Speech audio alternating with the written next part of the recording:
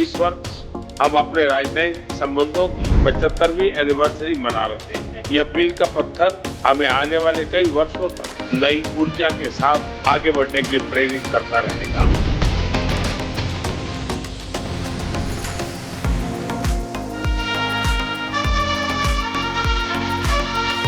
This visit reflects decades of friendship, mutual respect and productive cooperation between our two nations.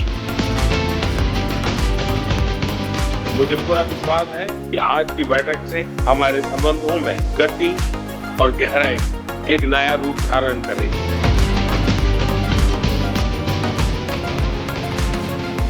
My dear brother, Prime Minister, under the great leadership of Prime Minister Modi, India has witnessed great growth and we look forward to working with you all to take our economic partnership to further heights.